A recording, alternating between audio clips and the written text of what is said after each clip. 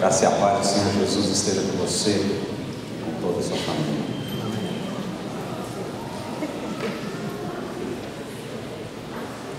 Eu ando um pouco ansioso.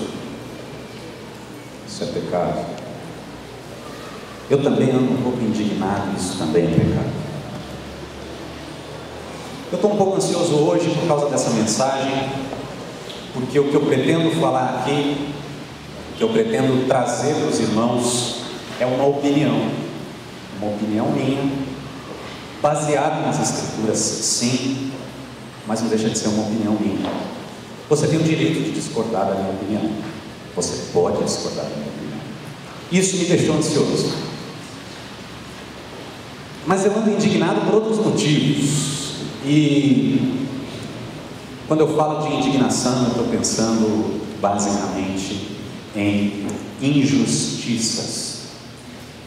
E as injustiças que me deixam indignado não são só as dos outros, mas as minhas também.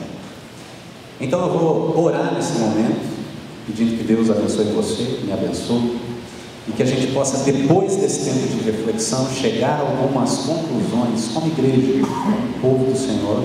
Eu espero que você concorde com a minha opinião e que a gente possa buscar alguns assuntos da Palavra de Deus de uma forma um pouco mais diligente do que a gente tem feito até aqui, tá bom? Eu vou convidar você para, junto comigo, baixar novamente sua cabeça e fechar os seus olhos. Pai, nós estamos aqui reunidos nessa noite para ouvir a Tua Palavra, para que o Senhor fale ao nosso coração. O Senhor sabe da minha inquietação, daquilo que se passa no meu coração, mas o Senhor também sabe aquilo que se passa no coração dos nossos irmãos, de cada um aqui presente, no coração da Tua igreja, que pertence ao Senhor e que foi comprada pelo Teu sangue. E eu peço em nome de Jesus, Pai, fala com a gente. Te peço em nome de Jesus, Deus, fale conosco, porque nós cremos que a Tua Palavra é poderosa, e nós cremos que a esperança que existe na Tua Palavra, ela é viva, ela é atual, é para o nosso viver diário, é para o hoje. E eu peço, Senhor, que o Senhor fale, por favor, e que todo aquele raciocínio que não venha do Senhor, aquela ideia que não proceda do Teu trono de graça, seja dissipada da mente dos meus irmãos e da minha, mas que a Tua verdade, a Tua opinião, a Tua palavra prevaleça em nosso mundo. Clamamos, Pai, no nome de Jesus. Amém. Irmãos, eu quero explicar um pouco mais sobre a minha indignação para você, e são coisas do cotidiano, mas que eu creio que afetam a você, algumas delas, como afetam a mim. Eu sou um pouco mais indignado algumas vezes do que o normal, isso é pecado. Eu tenho que chegar diante de Deus e pedir perdão. Coisas pequenas às vezes me deixam indignado. E as coisas pequenas que me deixam indignado têm a ver com o meu reino. E às vezes eu fico indignado por algumas coisas que não têm diretamente a ver comigo, mas que dizem respeito ao reino de Deus. E há uma diferença brutal entre uma coisa e outra. Eu fico indignado quando eu vejo uma notícia de que alguém perdeu o seu braço, um jovem indo trabalhar, andando de bicicleta. Eu fico indignado de saber que o braço dele é jogado no esgoto. Eu fico indignado, como você fica indignado. Eu fico indignado quando eu vejo a polícia sendo conivente com tráfico de armas, de droga, de influência, seja lá o que for. Eu fico indignado como você fica indignado quando eu vejo a política do meu país, o país onde eu vivo. Como você fica indignado, eu tenho certeza disso. E quando eu fico irado com essas coisas, eu entendo que a razão pela qual isso me ira e me deixa indignado é porque existe um outro padrão na minha mente. Existe um outro referencial na minha cabeça que me faz comparar uma coisa com a outra, e ao comparar as duas coisas eu vejo que aquele padrão, aquela moral, aquilo que eu considero ideal não está sendo vivido na minha sociedade, pelas pessoas ao meu redor. Então isso me deixa indignado, como deixa você muitas vezes indignado. Meu papel nesse sentido é orar pelas minhas autoridades, orar pelo prefeito, orar pelo governador, pelos vereadores, pelos policiais, são autoridades que Deus colocou sobre a nossa vida. Mas eu também fico indignado com coisas menores, quando, por exemplo, eu pego a minha esposa no metrô para voltar para casa, ela depois de uma tarde cansativa de trabalho, eu também depois de um dia cansativo de trabalho, eu estou indo para minha casa com o meu carro ali, posso falar da região, você talvez conheça o local a respeito do qual eu vou falar, mas eu estou saindo do metrô Sacomã, faço a volta, subo, como se eu fosse pegar Anchieta, desde porque não moro para cá, mas eu moro ali em sentido Heliópolis, então eu caio ali à esquerda e vou pegar a Estrada das Lágrimas. E ali tem uma fila gigante de carros. Aquela fila você permanece ali e alguns vão pela esquerda e lá na frente ele te corta. Né? Olha só, eu vi carinhas fazendo assim. Eu fico indignado com isso. Mas isso diz um pouco mais a respeito do meu reino, um pouco mais a respeito do meu reino do que do reino de Deus, mas ainda assim também está relacionado com o reino de Deus, e você passa por isso, você sofre com isso também. Às vezes sou eu e você que estamos aqui na esquerda e entramos ali na frente. Isso tem que deixar você e eu também indignado. Eu fico indignado com a capacidade que eu tenho de ficar irado no trânsito muitas vezes e falo, eu não posso ficar tão irado. Não está certo eu ficar tão irado. Não é correto. Eu sou um cristão. No meu caso, pior, eu tenho uma posição de pastor. Que papelão. E todas essas coisas podem parecer dissociadas desse livro que você traz todo domingo e que eu não sei quantas vezes você abre durante a semana. Pode parecer que não tem nada a ver uma coisa com a outra. Não, pastor, religião é religião. Não vamos tratar esse tipo de coisa aqui. Não somos uma entidade social. Eu fico indignado quando eu vejo a injustiça ao meu redor. Mas eu creio também que esse livro tem tudo a ver com isso. Tem tudo a ver com a nossa vida. Tem tudo a ver com o sistema de governo dentro do qual nós estamos. Eu creio nisso. E a razão pela qual eu ficava um pouco ansioso, e eu vou começar o argumento pelo qual eu estava um pouco ansioso, é porque existe uma verdade básica na palavra de Deus que me ajudou a ficar menos indignado quando eu vi aquele carro que dava seta ali, fingindo que ia para a esquerda e cortava para a direita. Veio um pensamento na minha mente que me acalmou, que me tranquilizou. E a frase que veio na minha mente é essa, talvez ela te ajude, e se você não sabe nada a respeito do assunto que eu vou falar, talvez não te ajude em nada. Mas ela diz assim: muitos primeiros serão últimos, e muitos últimos serão primeiros. A respeito do que fala essa frase? A respeito de que momento? A respeito de qual realidade nós estamos falando quando nós falamos uma frase como essa? A respeito do que?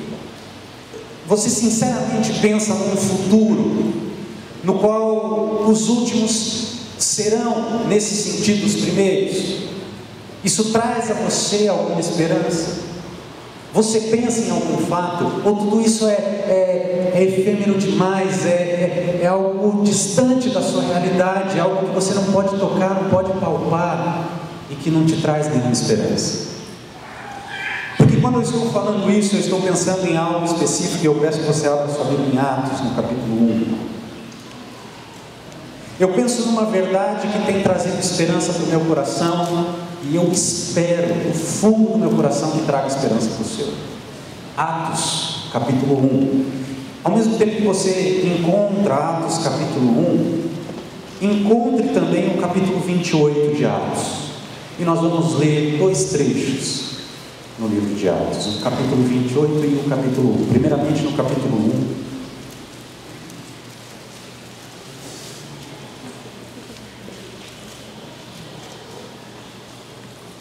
Nós vamos ler no capítulo 1, a partir do versículo 3. E no capítulo 28, nós vamos ler lá o finalzinho. Capítulo 28, versículos 28 em diante. Então, o versículo 3 do capítulo 1 diz o seguinte: Depois do seu sofrimento, Jesus apresentou-se a eles e deu-lhes muitas provas indiscutíveis de que estava vivo. Apareceu-lhes por um período de 40 dias, falando-lhes acerca do reino de Deus. Certa ocasião, enquanto comia com eles, deu-lhes esta ordem: Não saiam de Jerusalém, mas esperem pela promessa de meu Pai, da qual lhes falei. Pois João batizou com água, mas dentro de poucos dias vocês serão batizados com o Espírito Santo.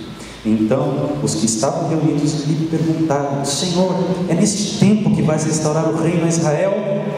Ele lhes respondeu: Não lhes compete saber os tempos ou as datas que o Pai estabeleceu pela sua própria autoridade.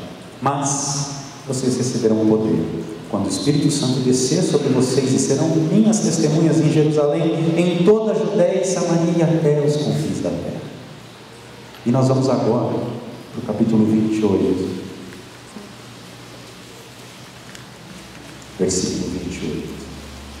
Diz assim: Portanto, quero que saibam que esta salvação de Deus é enviada aos gentios. Eles a ouvirão. Depois que ele disse isso, ou seja, Paulo, os judeus se retiraram, discutindo intensamente entre si. Por 2 anos inteiros, Paulo permaneceu na casa que havia alugado e recebia todos os que iam vê-lo, pregava o reino de Deus e ensinava a respeito do Senhor Jesus Cristo, abertamente e sem impedimento algum.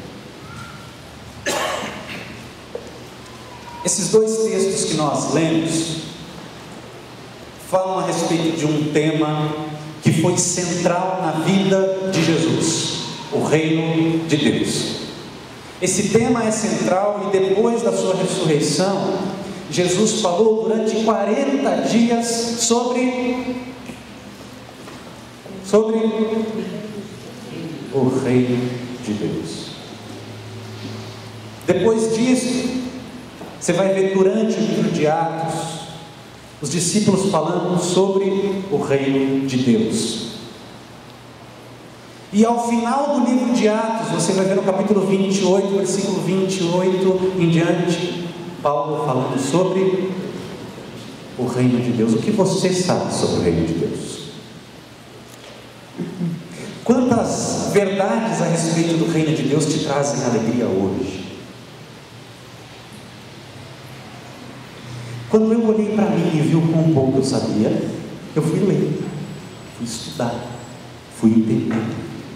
Então, não sei quase nada, mas tem me dado esperança. Isso tem me dado esperança. Por isso eu quero trazer isso para você.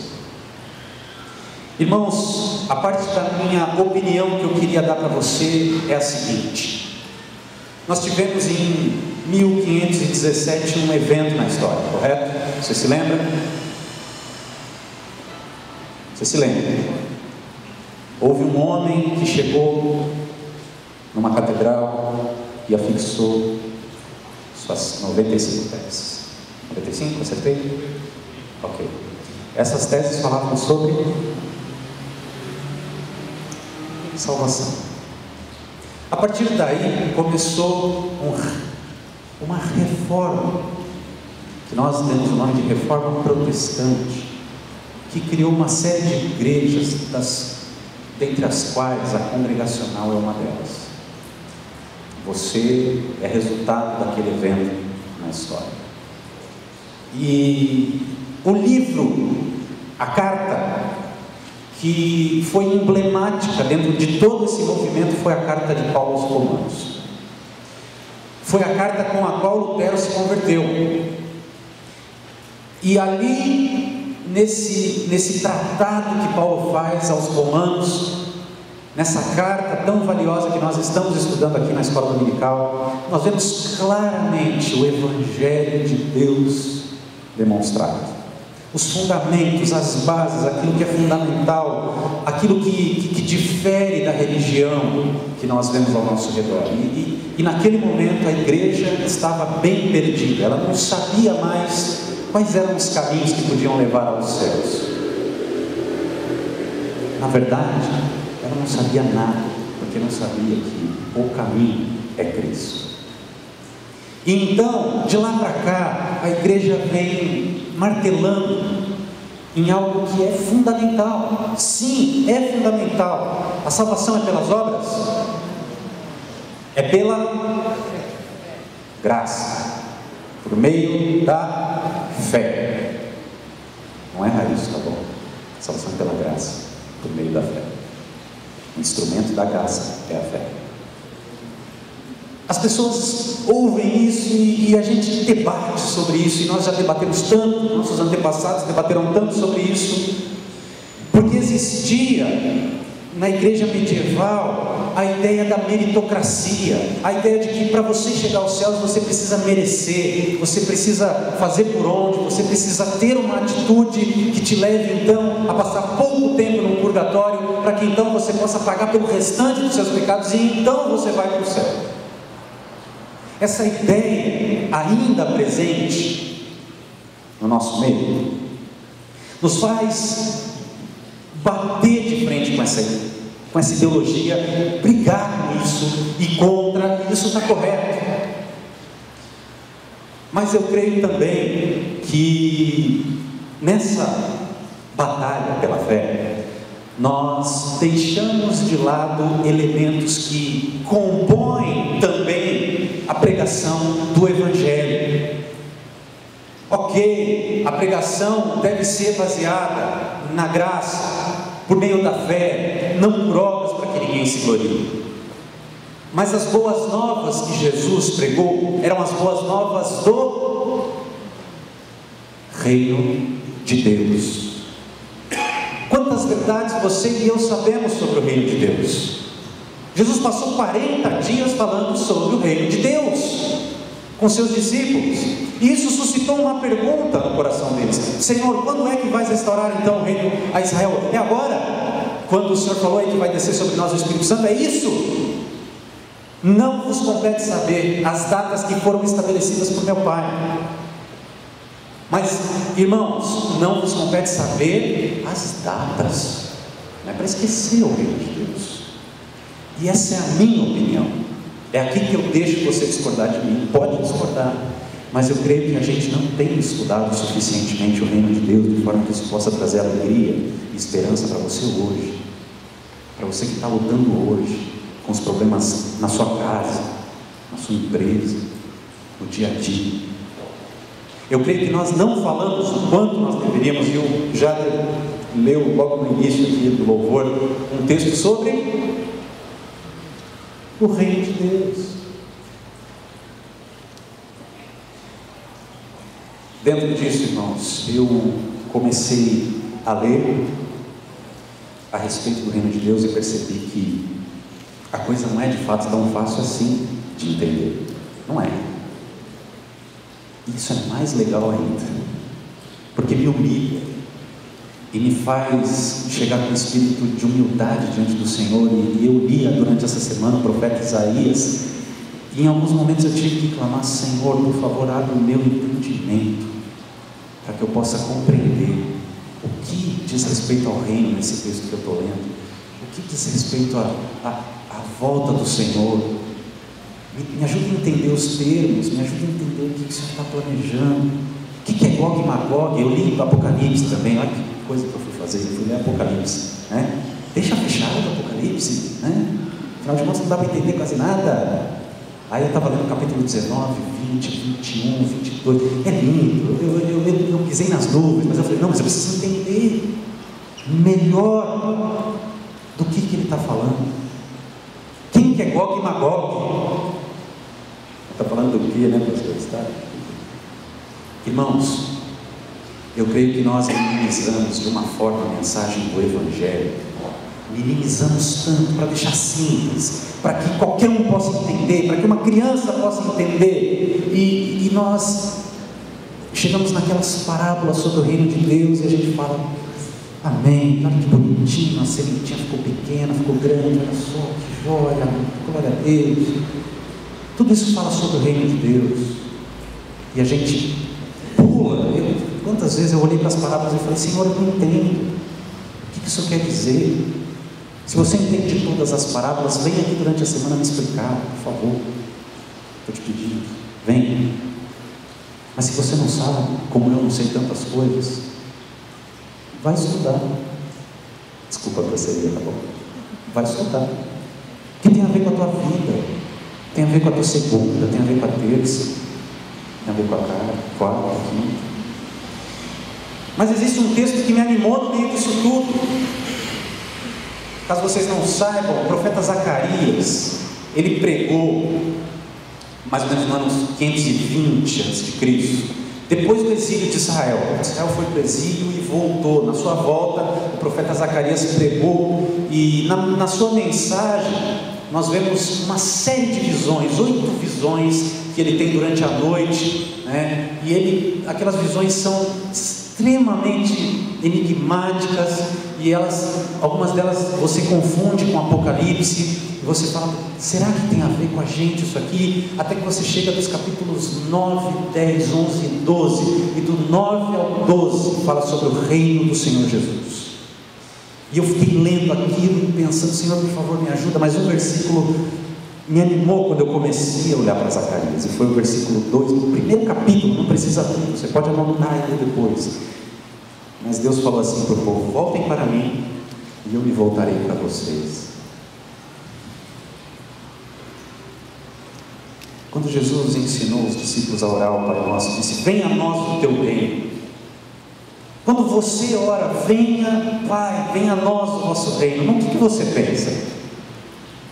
A gente até consegue dizer um pouco do que Israel pensava, né? Eles são ali o alvo, o foco de Jesus, os discípulos são ali judeus, e a gente pensa: puxa, quando eles falavam do reino, eles já estavam pensando mesmo em se livrar daquela opressão romana, de ter de fato Jesus como seu rei, entronizado, reinando sobre Jerusalém. Porque se a gente não crê que o reinado também é literal, que ele vai sentar no trono de Davi, a gente tem que jogar muitas partes da Bíblia fora. Eu tenho uma pergunta: você é pré, a ou pós-milenista? Pastor, dá licença, vai falar disso, né? Lá, vai falar de teologia. Isso tem tudo a ver com a tua vida e com a minha. Porque tem pessoas que creem que o reino é só no coração e tal, aquela coisa bacana. Tem outros que creem que o reino já foi estabelecido e tal, já está aí acontecendo. Para que você saiba, nós aqui somos pré-milenistas, tá bom? Então, não precisa adotar a minha posição, mas nós cremos que isso quer dizer o seguinte: quem é pré-milenista crê que Jesus vai voltar literalmente e vai estabelecer o seu reino em Israel, e a partir de Sião ele vai governar o mundo inteiro, e ele vai colocar pessoas como você e como eu neste governo. Isso é ser pré-milenista. Tá bom? Tá bom? O que você acha que você é? Não precisa responder agora. Mas isso tem a ver com a tua vida, tem a ver com hoje, tem a ver com amanhã. E quando Deus fala em Zacarias: voltem-se para mim que eu vou me voltar para vocês, eu fiquei empolgado, eu comecei a ficar animado. E quando a gente ora: Pai nosso que estás nos céus, venha o teu reino, eu pensei que isso pode aliviar a minha indignação, que tem um quê de legítima quando eu vejo a injustiça, mas que também às vezes é egoísta, e eu preciso tomar cuidado com isso. Mas quando eu oro: venha o teu reino, eu estou falando: Senhor, essa injustiça, esse código penal que tem essa coisa de progressão, que eu não consigo concordar e você também não, venha o teu reino. Você pensa nisso quando você ora? Você pensa nas injustiças sociais quando você pede: Pai nosso que estás nos céus, venha o teu reino? Porque é só Ele que vai implementar um reino de justiça, porque essa é uma característica do nosso reino. Ele é justo, Ele não vai ter por inocente o culpado. Imagina você, Jesus, julgando, né? Tribunal do júri, aí chega lá, o sujeito vai ser julgado. Aí Jesus olha bem no fundo do olho dele, o que acontece? Ele tem olhos como de fogo. Não dá para escapar? Não dá. Ele vai reinar literalmente, mas quando nós reduzimos a pregação do Evangelho, nós pulamos o assunto reino de Deus e nós vamos direto para a Nova Jerusalém. Estou errado? Estou errado? Minha pátria é aqui, aleluia. Vou para a Nova Jerusalém, tem rua de ouro. Rua de ouro. Eu tenho favor de pensar em rua de ouro, tá bom? Porque eu acho muito amarelo lá. Mas a palavra de Deus fala que as pedras são de ouro como se fosse transparente. Essa Nova Jerusalém, sabia? Tem que ir no meio, senão você não vai saber. Então, você pensava em ouro amarelinho, já começa a tirar isso da sua cabeça, porque fala que as pedras ali são transparentes. Você sabe muita coisa sobre a Nova Jerusalém? Quanto você sabe sobre o reino? Nós cremos que a Nova Jerusalém vai descer do céu depois que terminar o reino de Jesus, a restauração dessa terra que nós conhecemos. Então a Nova Jerusalém descia dos céus adornada como uma noiva, e então lá dentro tem a árvore da vida. E nessa árvore as folhas são para a saúde das nações. Parêntese, a cidade desce. E entenda o que você quiser com isso. A cidade desce. Irmãos, eu quero colocar na sua cabeça um monte de dúvida hoje à noite, tá bom?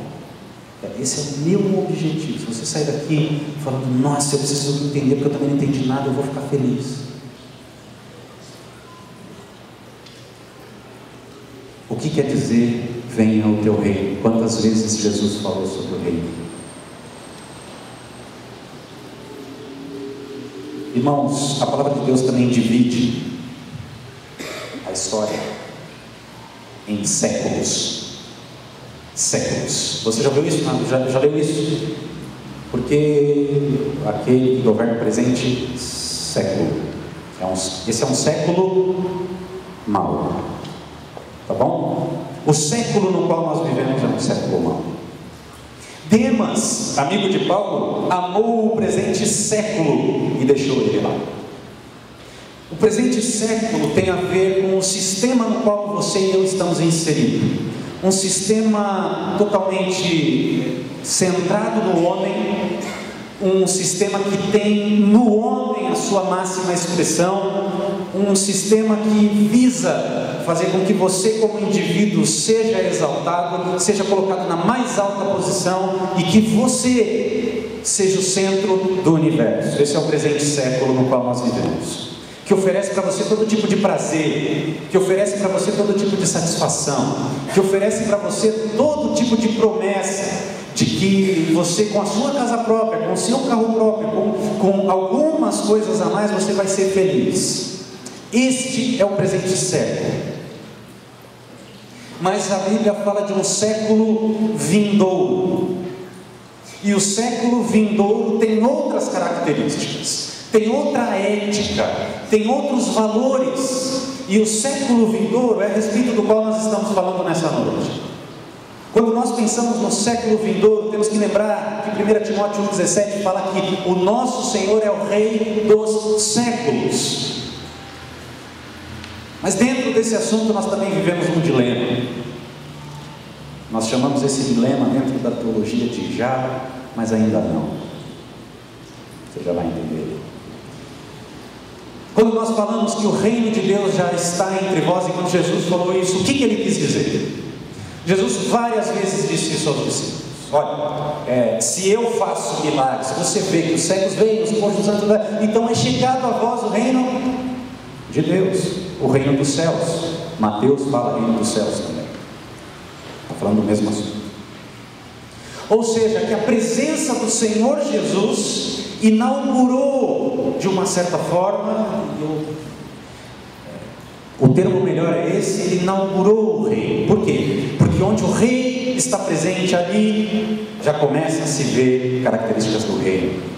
Então, quando Jesus se assenta no monte para trazer o seu discurso, aquele sermão do monte, ele trazia então a ética do reino. No reino, o que importa não é o exterior, é o interior.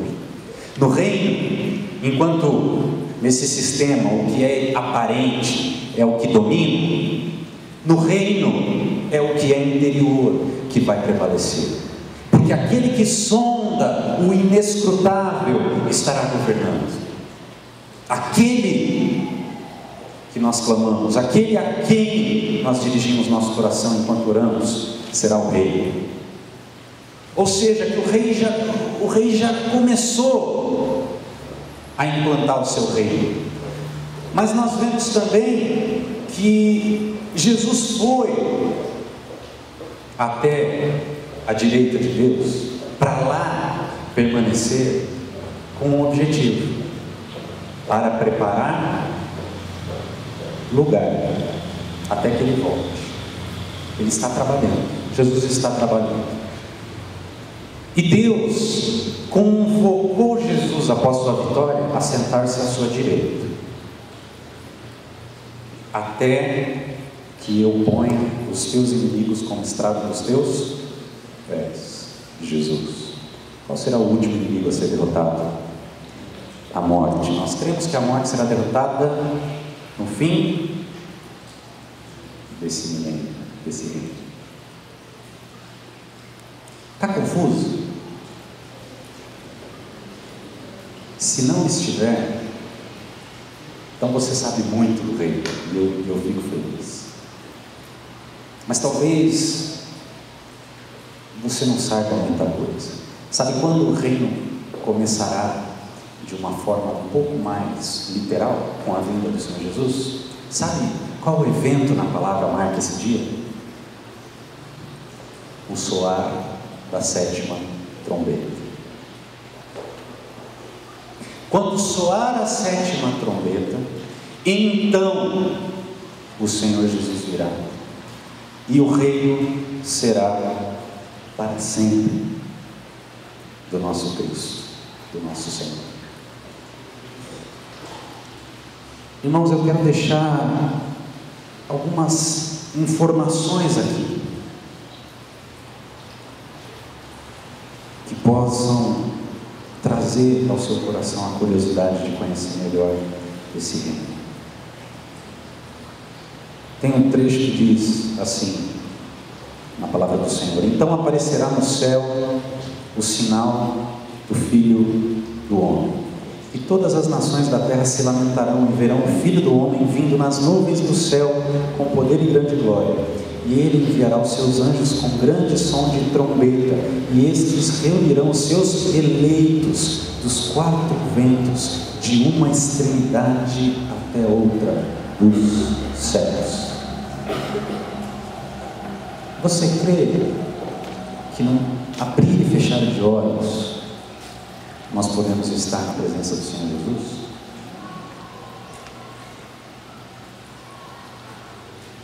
A palavra de Deus diz que isso vai acontecer. A palavra de Deus diz que há um futuro glorioso aguardando todos nós. Tudo isso é a introdução de um pequeno texto que eu quero compartilhar com vocês, tá bom? Essa é a introdução. Nós não vamos sair daqui meia-noite, fica tranquilo, porque eu não sei muito bem como explicar o texto que eu vou abrir agora com você, tá bom? Então abre Lucas capítulo 19, porque quantas e quantas histórias estão diretamente relacionadas com o reino de Deus e nós nem nos damos conta, e essa é uma delas. Evangelho de Lucas capítulo 19 diz assim, versículo 1: Jesus entrou em Jericó e atravessava a cidade. Havia ali um homem rico chamado Zaqueu, chefe dos publicanos. Ele queria ver quem era Jesus, mas sendo de pequena estatura não o conseguia por causa da multidão. Assim correu adiante e subiu numa figueira brava para vê-lo, pois Jesus ia passar por ali. Quando Jesus chegou àquele lugar, olhou para cima e lhe disse: Zaqueu, desça depressa, quero ficar em sua casa hoje. Então ele desceu rapidamente e o recebeu com alegria. Todo o povo viu isso e começou a se queixar. Ele se hospedou na casa de um pecador. Mas Zaqueu levantou-se e disse ao Senhor: olha, Senhor, estou dando a metade dos meus bens aos pobres, e se de alguém extorquir alguma coisa, devolverei 4 vezes mais. Jesus lhe disse: hoje houve salvação nesta casa, porque este homem também é filho de Abraão, pois o Filho do Homem veio buscar e salvar o que estava perdido. Estando eles a ouvi-lo, Jesus passou a contar-lhes uma parábola, porque estava perto de Jerusalém e o povo pensava que o reino de Deus ia se manifestar de imediato. Ele disse: um homem de nobre nascimento foi para uma terra distante para ser coroado rei e depois voltar. Então chamou 10 dos seus servos e lhes deu 10 minas. Disse ele: façam esse dinheiro render até a minha volta. Mas os seus súditos o odiavam e por isso enviaram uma delegação para lhe dizer: não queremos que este homem seja nosso rei. Contudo, ele foi feito rei e voltou. Então mandou chamar os servos a quem deram dinheiro, a fim de saber quanto tinham lucrado. O primeiro veio e disse: Senhor, a tua mina rendeu outras 10. Muito bem, servo bom e fiel. Estou parafraseando, tá bom? Meu bom servo, respondeu o seu senhor, por ter sido confiável no pouco, governe sobre 10 cidades. O segundo veio e disse: Senhor, a tua mina rendeu 5 vezes mais. E o seu senhor respondeu: também você encarregue-se de 5 cidades. Então veio outro servo e disse: Senhor, aqui está a tua mina, eu a conservei guardada num pedaço de pano. Tive medo porque és um homem severo, tiras o que não puseste e colhes o que não semeaste. E o seu senhor respondeu: eu o julgarei pelas suas próprias palavras, servo mau. Você sabia que eu sou um homem severo, que tiro o que não pus e colho o que não semeei. Então por que não confiou meu dinheiro ao banco? Assim, quando eu voltasse, o receberia com juros. E disse aos que estavam ali: tomem dele a sua mina e deem-na ao que tem 10. Senhor, disseram ele já tem 10. Ele respondeu: eu lhes digo que a quem tem mais será dado, mas a quem não tem, até o que tiver lhe será tirado. E aqueles inimigos meus, que não queriam que eu reinasse sobre eles, tragam-nos aqui e matem-nos na minha frente.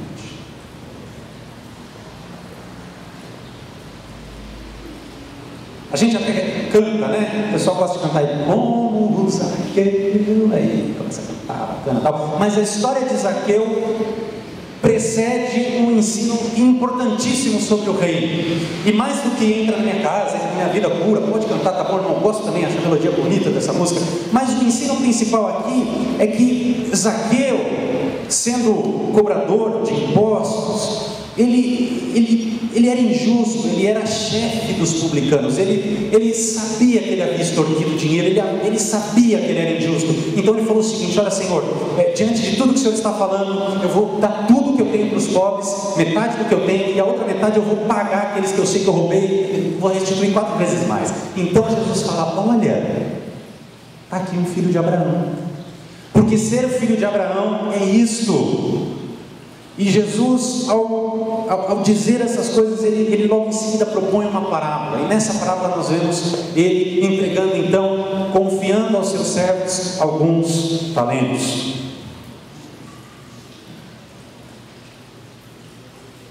Alguns foram fiéis.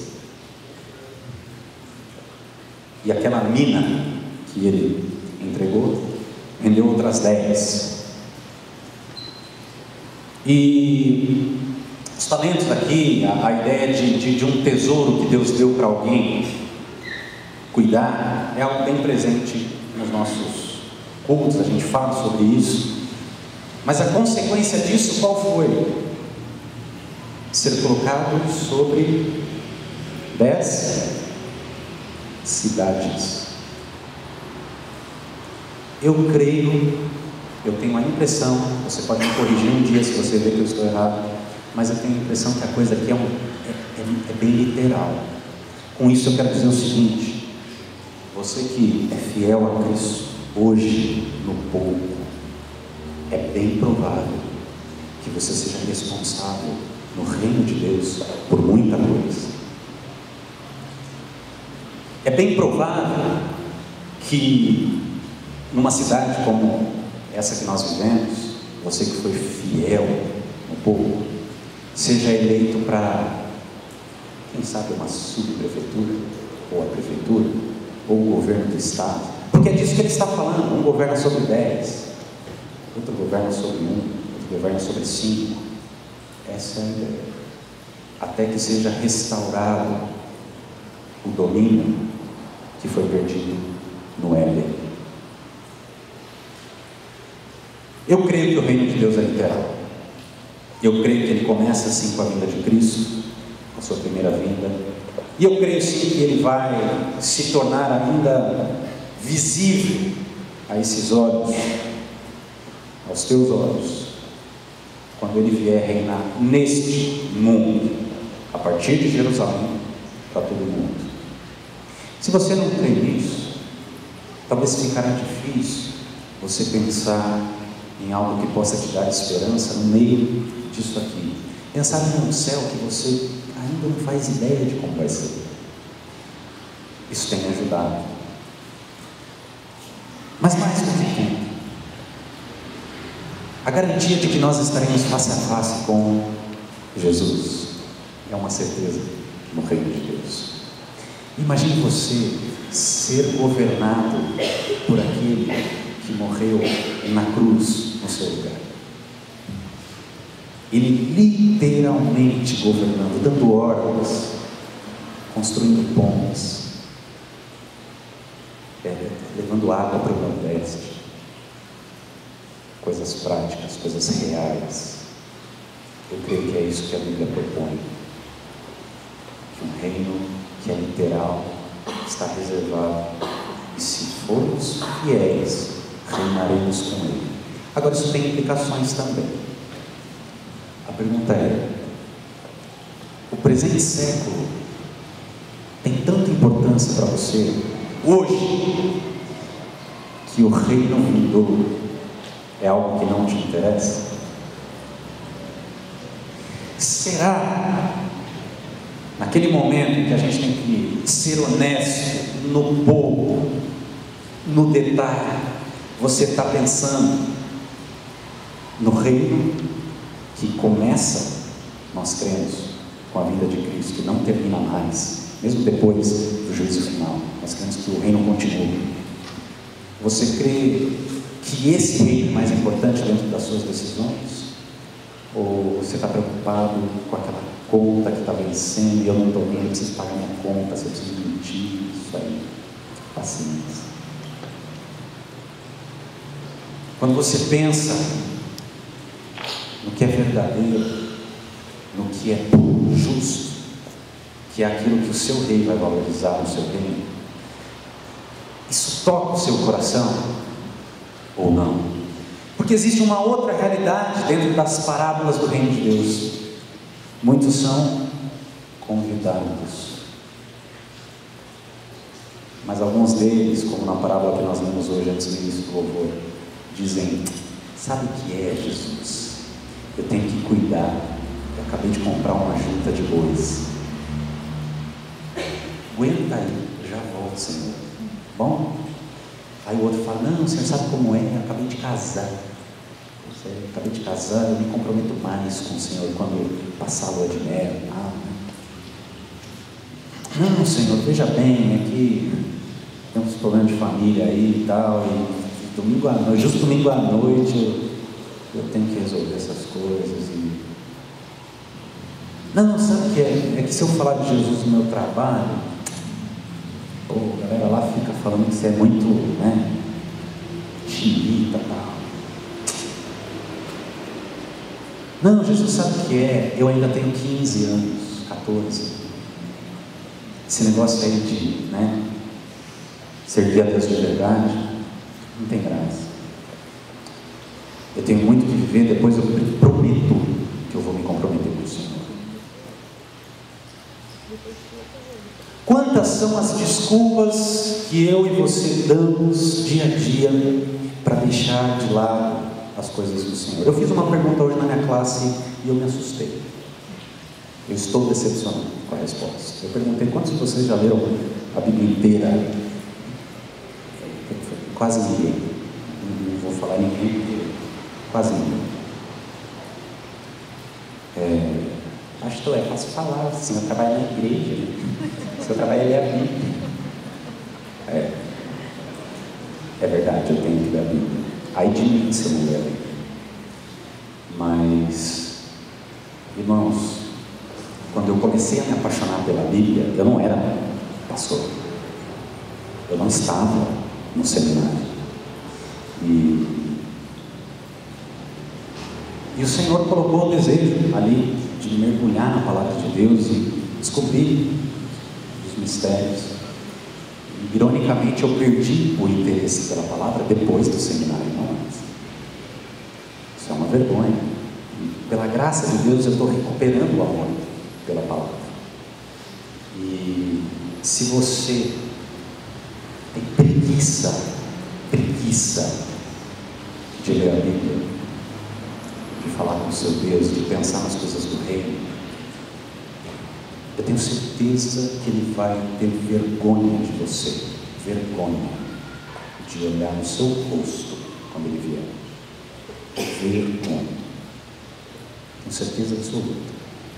Se a tua vida profissional é mais importante do que o reino de Deus, eu tenho certeza que Ele vai ter vergonha de você, certeza absoluta.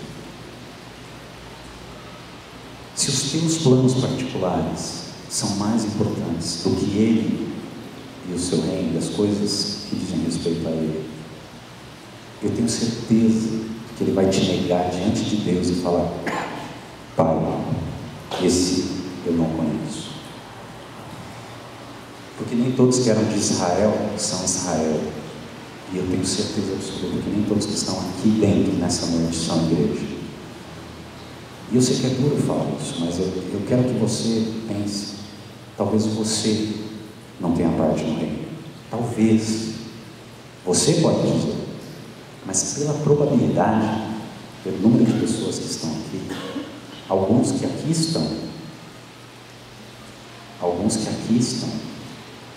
vão se afastar de Cristo, envergonhados e dizendo: mas Senhor, eu fui no culto, eu era membro da igreja lá, ensinei tudo, dava dízimo, e a minha oração por nós, por você e por mim, é que o Senhor possa virar para você e falar: sobe aqui, servo, vem aqui do meu lado. E sobre aquela pergunta que os discípulos fizeram para Jesus: Senhor, no teu reino, deixa a gente sentar um na direita e outro na esquerda, por favor, deixa. E aí Jesus falou o que para eles? Olha, veja bem, vocês podem beber do meu cálice? Eles falaram: podemos. Ele falou: tá bom, vocês vão beber, mas sentar-se à minha direita e à minha esquerda não é comigo, tá bom? É com o Pai. E eu iria ficar muito feliz se um de vocês, porque eu tenho certeza que eu não serei um deles. Eu tenho certeza que a minha fidelidade não me permite sentar à direita do Senhor. Eu sei. Mas eu espero que um de vocês eu possa olhar e falar: conheço. E o Pai falar assim: aquele ali é a direita de Jesus, tá bom? Isso, aquele outro é a esquerda. E eles estarão com Ele, reinando para sempre. Essas coisas são mais reais do que você possa imaginar. A única parte dessa reflexão que eu creio que pode ser uma leitura um pouco errada das Escrituras, da minha parte, é quando eu penso que, na verdade, não é das Escrituras, mas do momento em que nós vivemos, é quando eu penso nessa questão que eu falei para vocês. Eu acho que o Evangelho foi diminuído. Eu posso estar errado. Depois da Reforma Protestante, e eu creio que o reino de Deus ficou um pouco esquecido. Eu posso estar fazendo uma avaliação errada. Mas eu também ouvi uma proposta, e da mesma forma que a carta de Romanos foi a carta que determinou o tom da reforma, que determinou o tom da formação de tantas igrejas maravilhosas, e a nossa é uma delas. Eu também creio que chegou a hora da gente entender o que está escrito em Apocalipse. Eu acho que Apocalipse é o livro do momento. Eu creio. Com todas as suas figuras, com todas aquelas coisas difíceis de entender. E João Calvino, um dos grandes homens da Reforma, ele não escreveu nenhum comentário sobre Apocalipse. Ele falou: eu não vou escrever, porque eu ainda não consigo entender Apocalipse. Então, talvez você ainda não tenha nem entendido Romanos. Daí eu vou falar para você, por favor, vem para entender, pelo menos. Vou clamar, por favor, vem. Mas se você já entendeu a graça, o perdão, o poder de Jesus em Cristo, chegou a hora de você começar a olhar para coisas maiores. O autor de Hebreus fala: olha, eu não vou ficar falando aqui sobre arrependimento, sobre batismos, essas coisas aí, porque esses aí são fundamentos básicos da fé. Sobre isso a gente vai falar em outra ocasião, se der, tá bom? É coisa básica. Eu espero algo mais de vocês. Eu quero algo mais de vocês. Então, irmãos, falo de algumas coisas que me trazem esperança. Eu espero que o teu coração possa arder de desejo de conhecer mais sobre os mistérios do reino de Deus. E eu vou esperar o momento em que você vai chegar para mim e vai falar: pastor, descobri um negócio aqui, vem aqui, senta aqui. E você vai abrir a Bíblia e vai me ensinar sobre o reino de Deus. E eu vou olhar e falar: obrigado, irmão. Eu precisava desse ensino. Eu precisava entender. Que vocês todos que nasceram de novo são sacerdócio real, nação santa, povo eleito, de propriedade exclusiva de Deus, chamados para anunciar as virtudes daquele que os chamou das trevas para a sua maravilhosa luz. Dentro dessas virtudes, o reino de Deus é uma das maiores. Baixe sua cabeça, feche seus olhos, vamos juntos orar ao nosso Deus. Pai eterno, somos gratos a Ti porque Cristo falou